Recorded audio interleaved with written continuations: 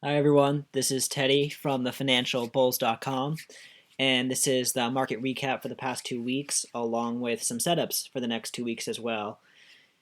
So overall, this is the S&P 500, the benchmark index that I like to use to gauge the overall market's behavior and the direction of the market.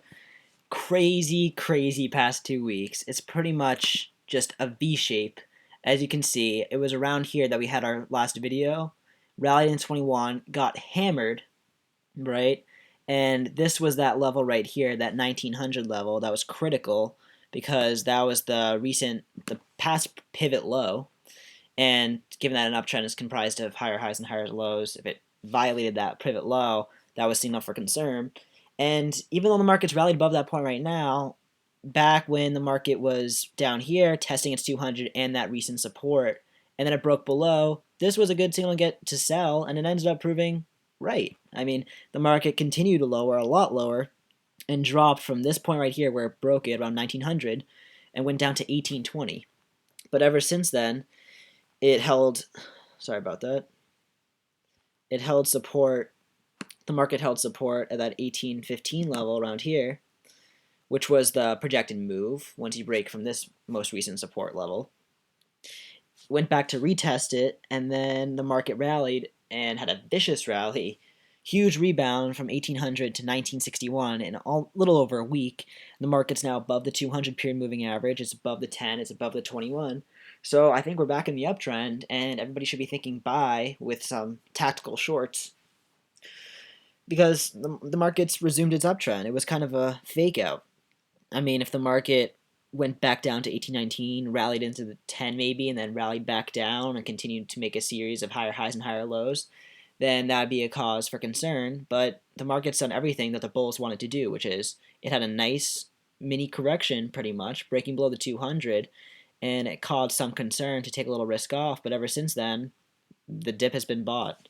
So this volatility makes for a lot of money to be made, especially by short-term traders.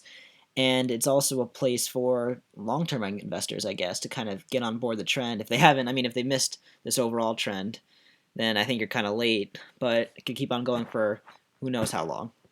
And as you can see, this is the 200 period exponential moving average in black. The blue is the 10, and the 21 is the red. Every single dip below this 200 in the past few years has been bought. So this ended up, this is just history repeating itself. And I know I brought up this weekly chart, and this is what I said was a cause for concern because it broke below on a weekly basis the 21 for the first time on a weekly basis in over a year. And that's saying, once again, even though the market's rallied back, it doesn't mean that a breakdown in the direction of a market's breakout or breakdown that the stock is going to move that way forever. It's going to move in a certain direction for a certain period of time. And when it broke the weekly moving average 21 around 1940, it had a big retracement. So if you sold around this area simply on the basis that the market every single time it hit the 21 rebounded, you could have made a lot of money. But hopefully you covered, because as you can see, this is just an insane short covering right here. So, reviewing some plays that we had. I'm not going to review every single play just because I have a lot of work and I'm kind of limited on time right now. And I know Financial Bulls kind of wants me to keep this kind of short. But I'll just go over a few good plays, a few bad plays. A few plays that we went over. Tree, that was a stock that I was talking about. We notified it right here. And a nice, healthy uptrend, held the 21 past two occasions.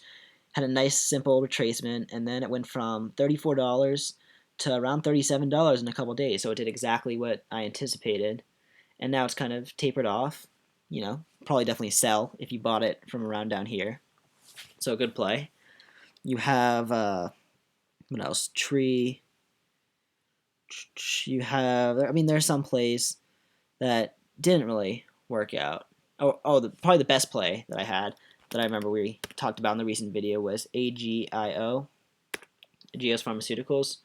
So we notified it around here and draw some like a little pennant slash bull flag formation formed.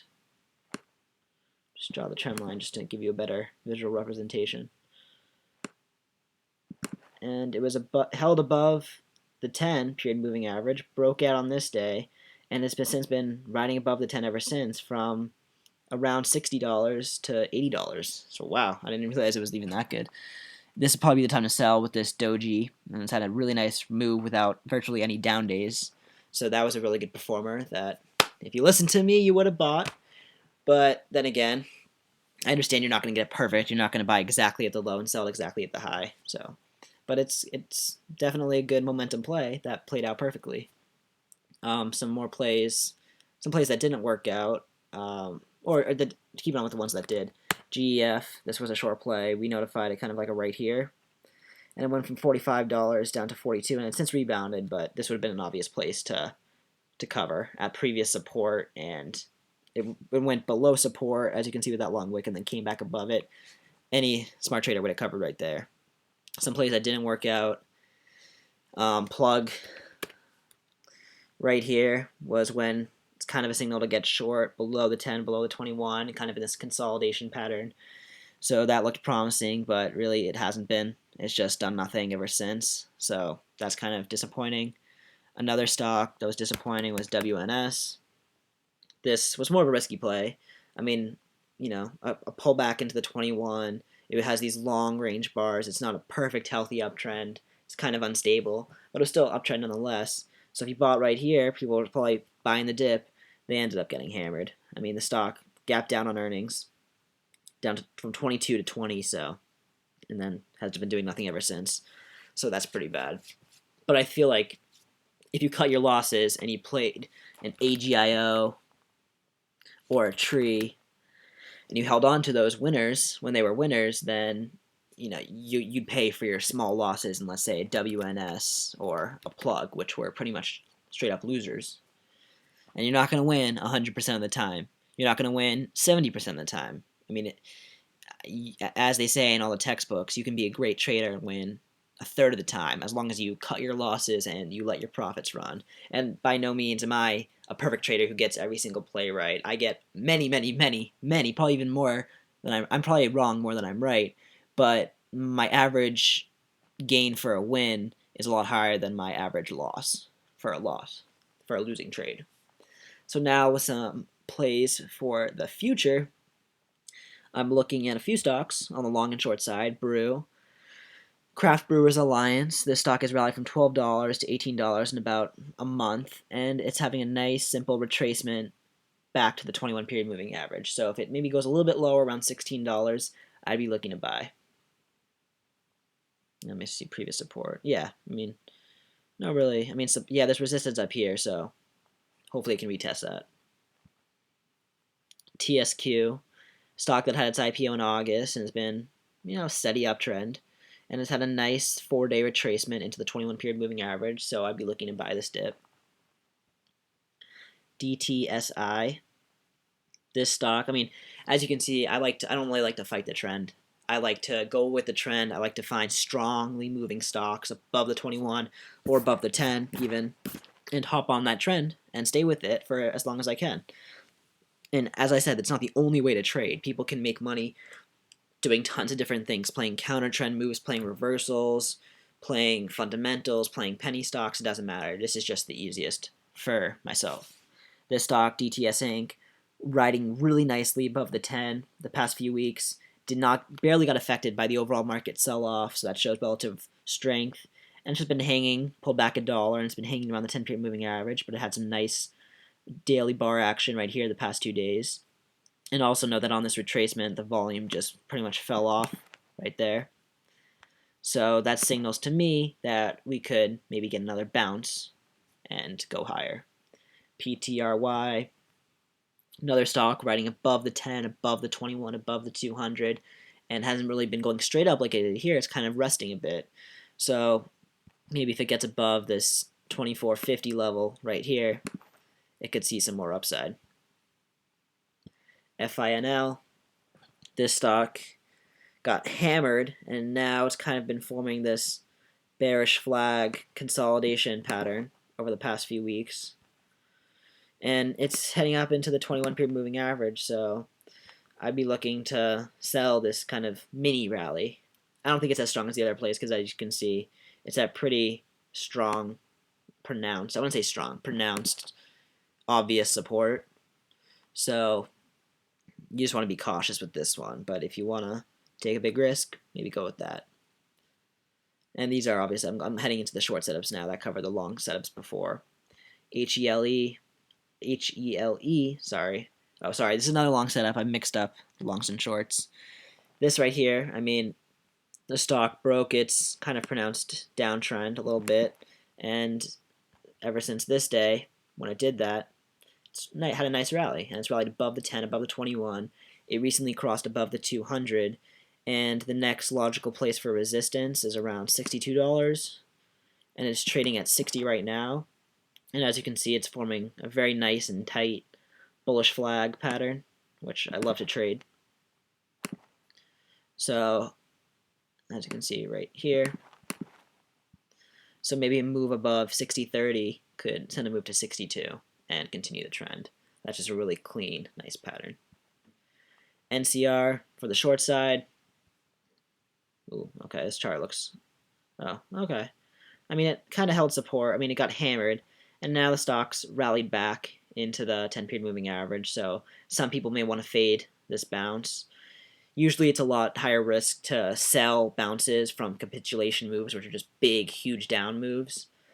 But, you know, I mean, it also, I mean, from a bullish perspective, kind of came back into the gap, so that's a cause for concern. But maybe if it goes back below that level right here, this black line, around 26, then it can head lower.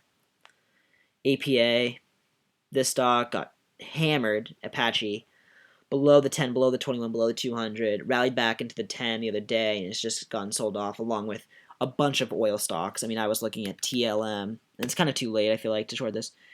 As you can see, rally into the 10, weak little dead cat bounce, low volume, and it's been sold off. It's gotten killed ever since. And these are all TLM, Talisman Energy is an energy company, because everyone knows oil's getting killed, so Apache's getting killed too.